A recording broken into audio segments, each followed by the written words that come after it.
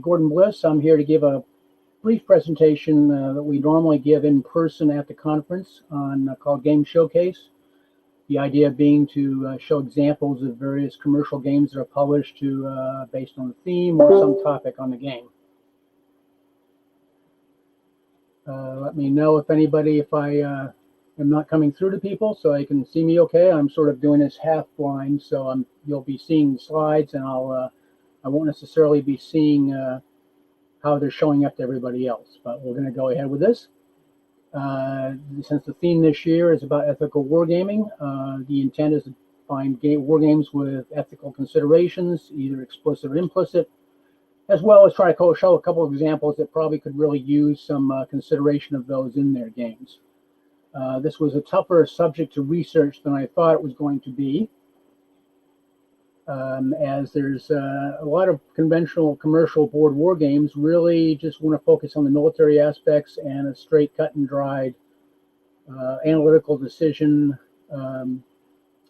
type of game. So anyway, I'll go ahead and start.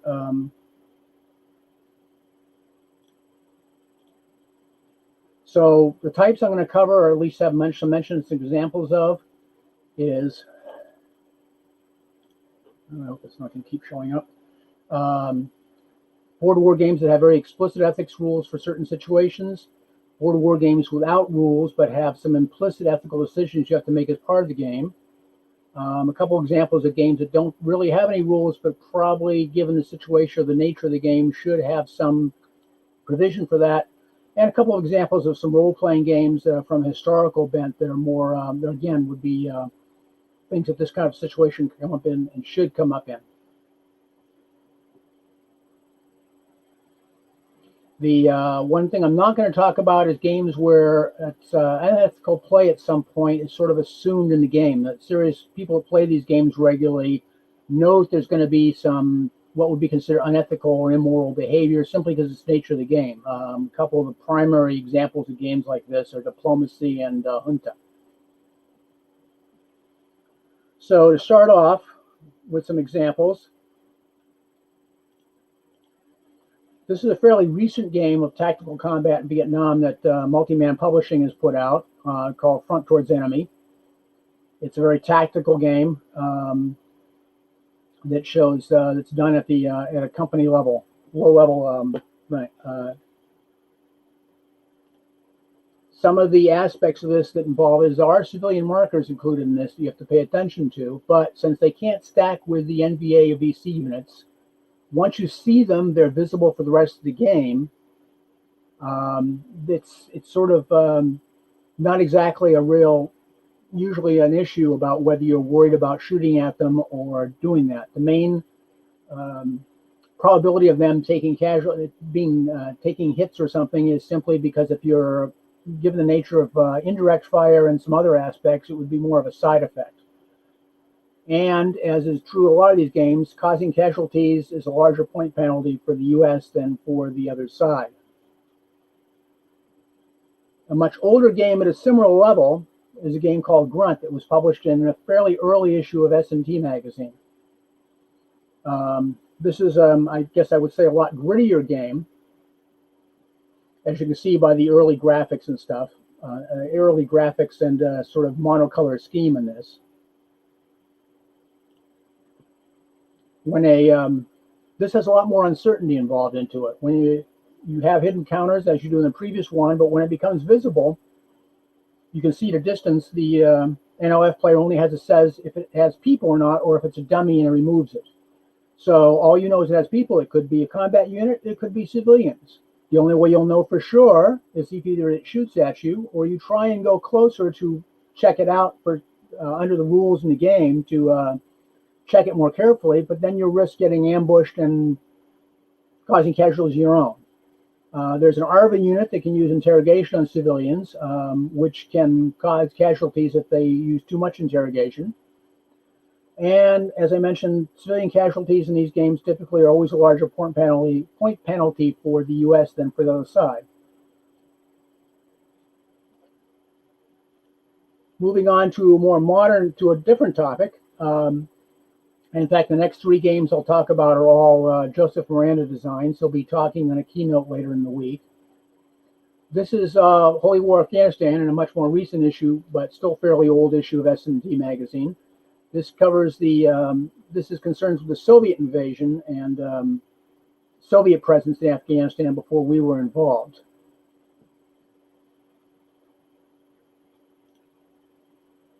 Some of the rules that are defined or in the rule set for this are terror operations that can occur by both sides. And then there's rules for subversion combat as opposed to conventional military combat, which can result in units changing sides and going over to the opposition. Originally, I was considering putting the details of the rules in here, but I don't think there's time to go into the detail to cover that. But I can provide information on that in the Q&A session at the end if necessary, if anybody wants any real specifics. I have most of these games sitting here nearby, within hand reach of me. A much older, but also Afghan-based game that he did in S&T is the first Afghan War. This is in the 1840s, involving the British. It's amazing how some things don't change that much over time. This has, again, atrocities on both sides that can play atrocity markers and do things to places. And there's also a unique British fair play rule, which if they invoke it and stick to the conditions in it, gives them some slight advantages against the locals that are trying to get them in this game. Going through these faster than I expected, but we can come back and talk about some things. The third game that he did, which goes back a little further, in fact, this is, although it has some similarities in some ways, it's a pre-coin game, is Miranda's Nicaragua game, which does include terrorism options, political events, include assassination and such. And it's a little different in the sense of one scenario is rebels, for example, Sandinistas. Maybe the next scenario is government when they became the government, and now there were other people fighting them.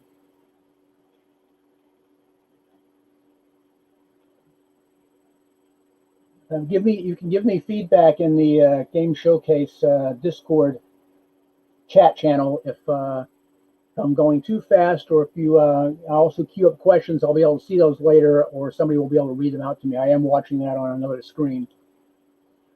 On for something totally completely different. This is a game SBI did called Freedom of the Galaxy, which, as you might tell from the cover, is a thinly disguised version of a well-known media franchise that they produced a while ago, and has some similarities, including some of the nature of the characters and what you can do it in and such. What's a little unique about this is that it has some asymmetrical things. As much as in the media franchise, some unethical things such as torture and atrocities are only usable by the Empire, not by the rebels.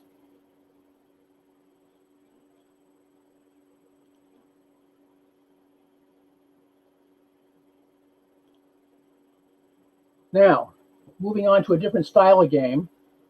This is a game, and there are expansions for this called Dead of Winter. This is not quite a conventional war game, but it is a conflict game in the sense that people are fighting against other things.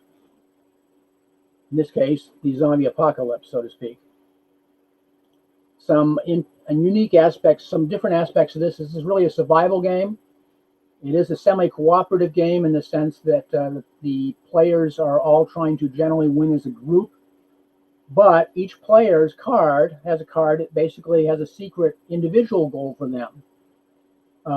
These don't preclude the group winning in general. In fact, generally, as I say, if the group doesn't win, none of the individuals win that have these individual goals, except there may be a player who doesn't need the group to survive to win. There are a few individual goals, and it's sort of random what you get, that in fact, don't require the group to win. If you survive, you can survive on your own and still win. But there may or may not be a player that has that as an option, and obviously, if they're not helping the group, it may become fairly obvious early on. So you have to decide if you're going to help the group and hopefully win on your individual goal as well, or do you feel that you're going down anyway, you're not going to make your goal, do you take everybody else down with you?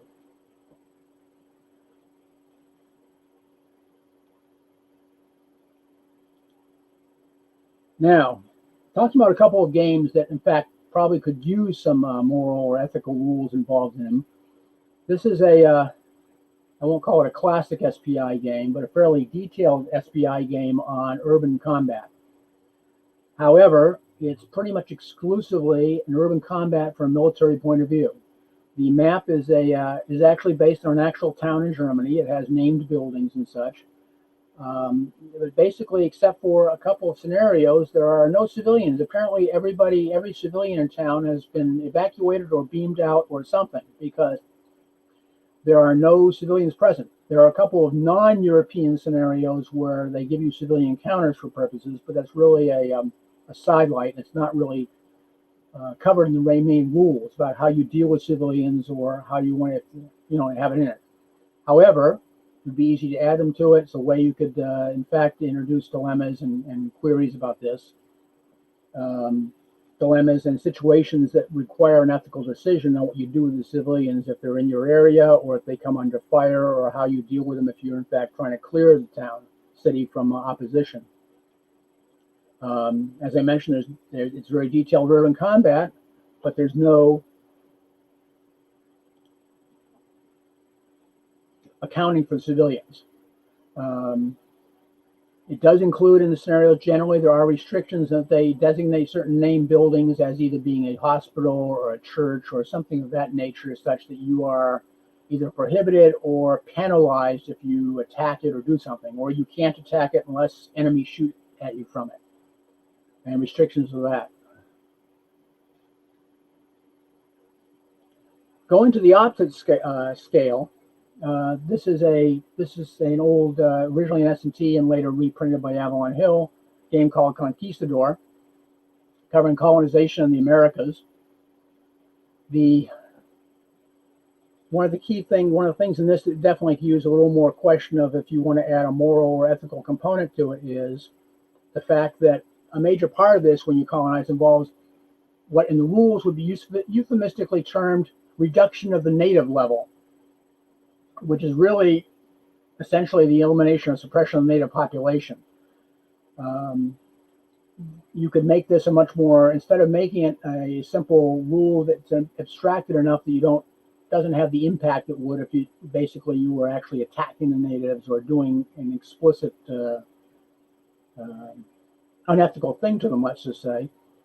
You could add more detail into that, or more something that would give it a better effect of having to make decisions on, am I going to plant a colony and try and be cooperative with them at the effort of limiting my colony, or am I going to just be nasty and I don't care?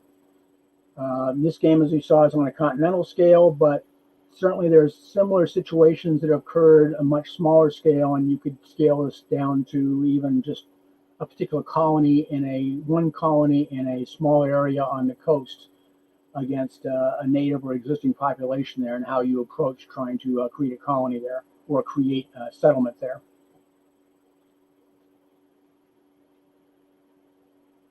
I'm definitely going faster than I expected on this, but that's all right. Now, switching over to the role-playing side of things, I have a couple examples of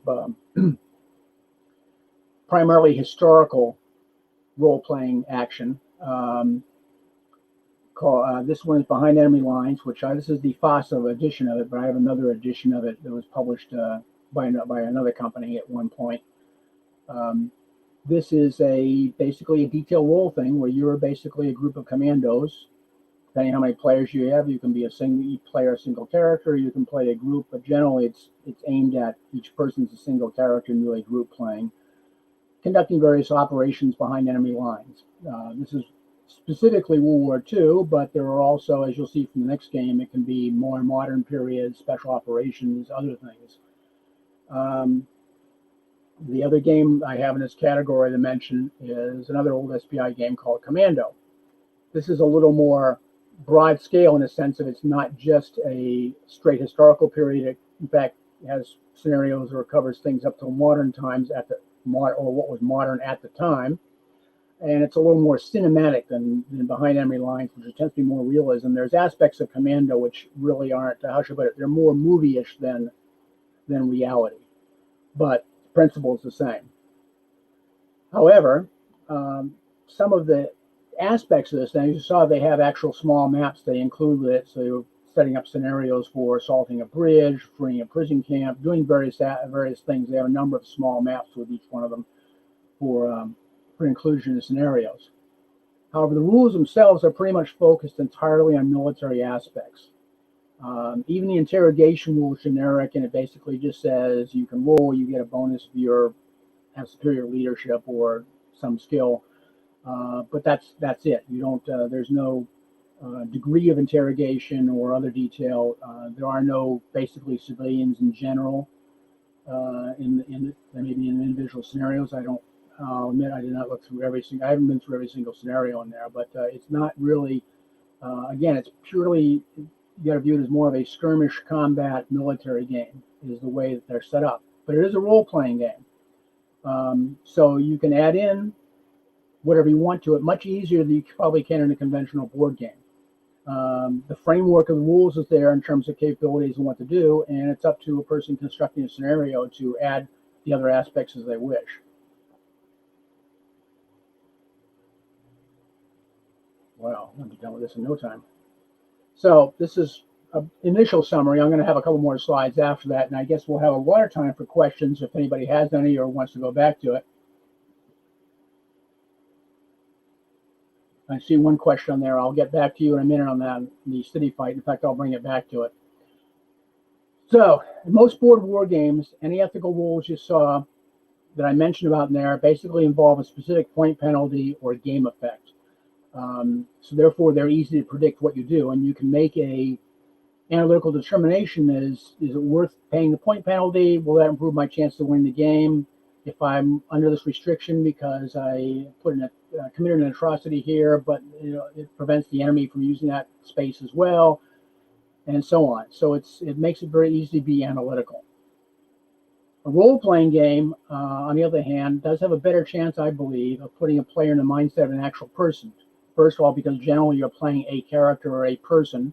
Maybe you'll be playing a group or a squad, but it's a little less abstract when you can give some, especially if the person constructing the scenario gives you some details about the character or the person, and you're playing it legitimately and straight on that, what they would or would not do during the course of the game. Plus, they can make arbitrary or they don't necessarily have to have a set penalty. If they basically may say, yes, you can go and shoot that civilian if you want, but bad things may happen without you knowing for sure how bad it's going to be. So it may give you more pause about doing such things. And in a situation where, oh, I'll shoot the civilian, it's going to cost me -5 points on my victory point total, but gets me this. One other item I wanted to mention on this, I mentioned about the asymmetrical situations, but one thing, and I did not find any specific examples of this in a game, but it's certainly something I believe could come up in real life and should be paid attention to, is cultural considerations, in fact, may determine what's considered ethical or unethical. At least we here in the United States in general, and most Western countries have a particular view of what's ethical and unethical, but that isn't necessarily true for everywhere or for every group. And that last thing at the end is a reminder to me to mention an anecdote in terms of making an ethical or unethical decision, and how sometimes it can be a lot more complicated and how you try and analyze that.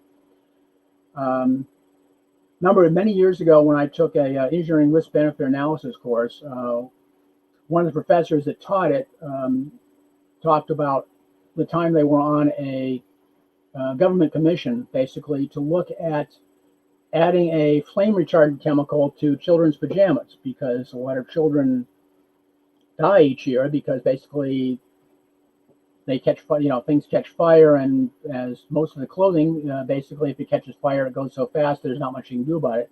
So looking at adding a flame retardant chemical to all children's pajamas so that they would cut down the number of deaths due to fire in that situation. However, the chemical involved potentially could cause cancer. So how do you decide? Is the number of people you save from the fire more important than the potential that some of them may get cancer eventually if they do this long enough? It's a sometimes it's a tough decision in that kind of situation. Now, one thing I want to mention, this is a game that was sent to me by Stephen Downs Martin, he got it from Tom Moet, but it's basically a game called Homefront 86, where you're put in the position of a person commanding a hypothetical refugee camp in a essentially NATO war pact combat situation where they decide to set up a refugee camp for people in England, or refugee camps for people in England. And it starts right from the beginning in terms of constructing it, how it's built, etc. And I'm sure both Tom and Stephen would have a specific term they use for this style of game. Basically, I'm calling it a scripted role-playing decision-making game in the sense that you're put in the role of the commander. It's scripted in the sense that it has a series of events that happen over the course of it while you're making the decisions, but each time you sort of making decisions on how you're handling these events that come up over time. And as these events progress and the events come up, you have to make a decision on what you're going to do. And, are you going to go with the most expedient thing? Or are you going to try and make an ethical or moral choice? It's up to you. There's a little background story behind this, which I'm not going to get into. You can find out from them later, but at some point, or from someone else if you look this up. I was sent a PDF of this, but I'm assuming it's available for download somewhere.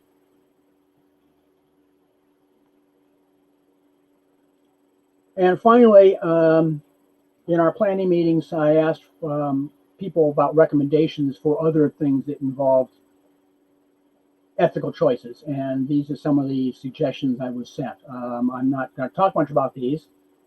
This is Sorcerer and RPG, not Sorcerer the SPI game, just to make it, I left off the RPG part of that. Since I'm not personally familiar with any of these except vaguely Werewolf, and I did read the Carter racing game, I'm not going to make any comments on it. I'm just putting it out as a listing. That's all the slides that I have. To go back and answer Pat's question about City Fight. City Fight is the basic premise of it is Cold War. That's what most of the scenarios are. That's what the town's based on, is a Cold War 1980s type of thing. It's basically around the time that City Fight came out. However, there are scenarios in the rule book, in the scenario book, that are completely based elsewhere, as in Central America and other locations that have nothing to do with. They're just using that map, but are completely outside the basis of the map originally. But the main intent of it is it's a Cold War based situation. I'm not seeing any other questions at the moment, but I'll certainly entertain any, because I'm done in about half the amount of time that I thought I would take, because I tend to run through these real fast. I will run back to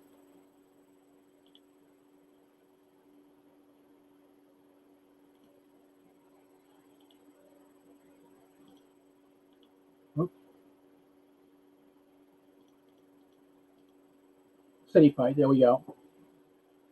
I'll go back and show that. I put it up there for the time being. But yes, it's primarily the main intent of it is as a Cold War urban combat scenario.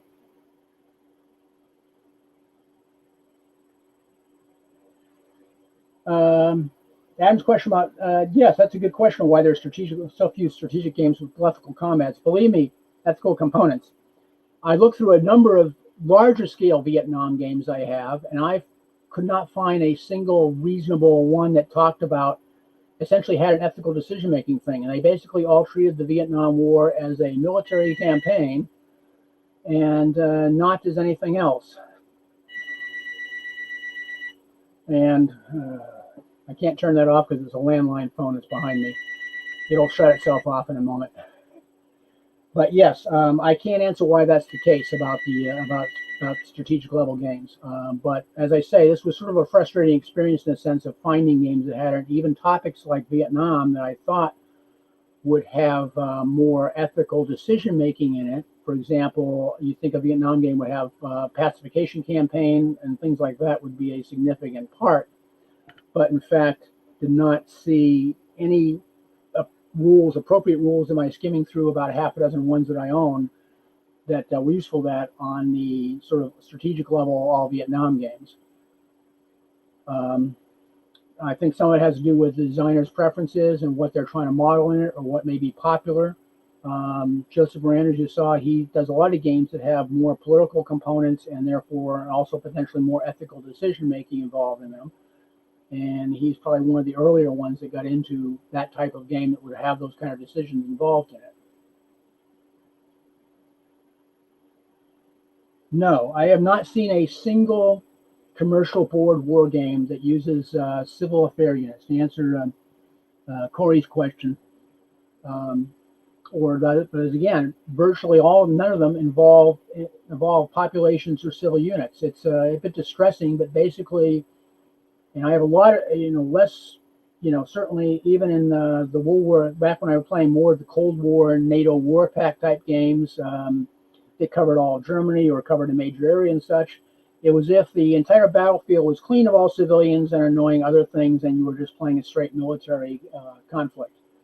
And pretty much every game I've seen, World War II games and such, I know there are probably exceptions to that I haven't seen, but that it certainly is the overwhelming case that essentially civilians are absent from it. I believe I've seen one France 40 game that does involve civilian refugees streaming in advance of the Germans and how much they may obstruct the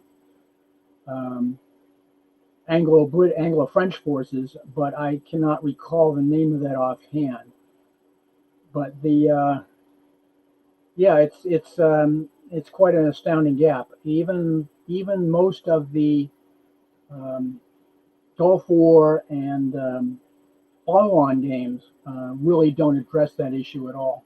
And I don't know if that may just be they're producing a commercial game, so they're looking at what's commercially interesting, and people aren't interested. Commercial games generally aren't interested in civilians and civil affairs and that type of thing, just as they are generally not interested in modeling logistics in most of these games. There are, again, some exceptions for that, but they are definitely, as I say, the exceptions and not the rule.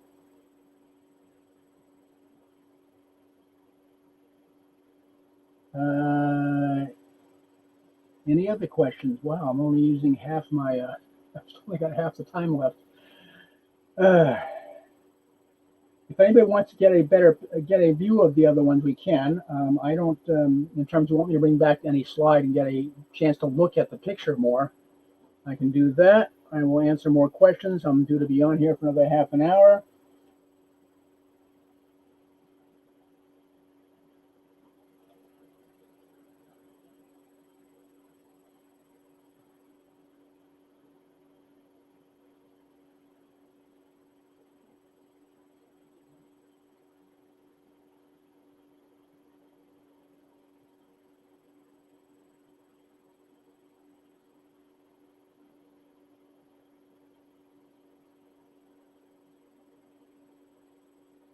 I'm even oftentimes people want to catch the 10:30 session. But anyway, thank you for watching and for the questions I have so far. Like I say, I will stay here for at least a few minutes in case there's any follow-on for that. Wish I had more games to show. But I say this has been sort of a struggle on finding things that are appropriate for this situation. And there's somewhat more coming, more of that along those lines now, but I'm also some games like the Coin Series games I'm not really familiar with, so I didn't feel comfortable in talking to those here. And I'm sure there's some other commercial games that do this, but as I say, it's definitely the rarity rather than the norm. And especially if you go back to the earlier, back to the 70s, 80s, 90s peak of commercial board wargaming, that you will see any of those kind of things brought out in a game. Some of it also, I think, is the question of, much like the experience that SBI had with Campaigning for Africa, people think they want all these things in a game, and then when one actually comes out with them, they realize, oh, I didn't really want to do that much work after all. But there certainly are a few things that can do it, and there are certainly games that you could easily add them on your own because they provide the basis for it, and it's a question of how much you want to expand it or deal with it.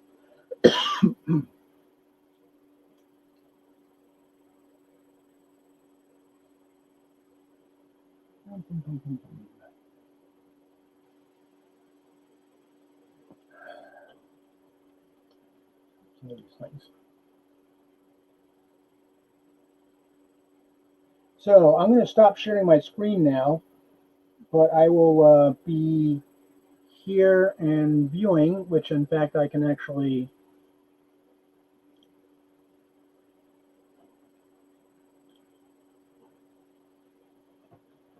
so if like I say, if anybody else has any other further questions or wish to talk about it, I will stay here and answer questions for a while. Somebody's typing. I see that.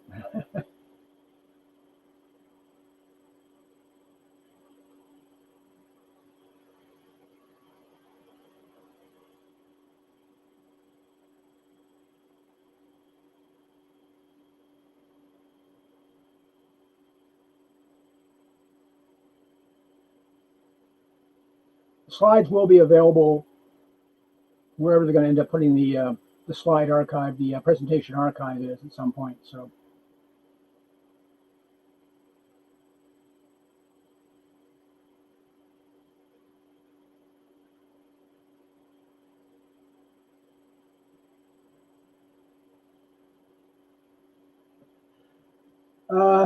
Yes, that's correct, and I won't. That's always an issue. Sometimes it's forced upon people, but whether they're going to try and fight in a city or bypass it or such is sort of an ethical decision. If you want to have a large-scale ethical decision, that's some of those the question of if you wouldn't be playing the game at all. For example, I thought about. I want to talk about games of like the strategic bombing campaign of Germany, especially the British side of that, which was blind bombing of civilian areas. Because I have a couple of games that cover that sort of thing. But I don't know if it's, since there's no real decision except the extent are we going to play this game or are we not? Because by definition, playing it, you're agreeing you're going to do this. And it was mentioned by General Hill, it's sort of like once you do it, you'd better, that's your decision, and if you don't win, you would probably be considered a war criminal. But since you did win, it's done different. But obviously times have changed now. We're a lot more careful about that type of thing. But at the time, that was viewed as entirely within normal practice, unfortunately.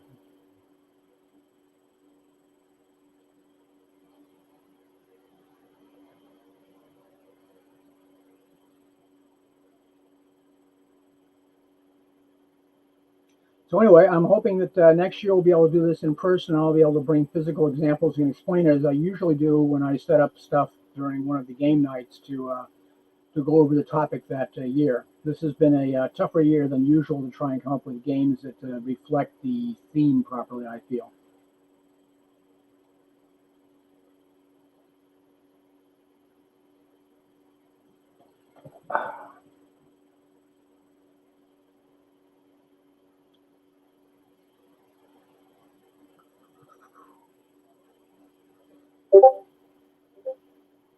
Okay.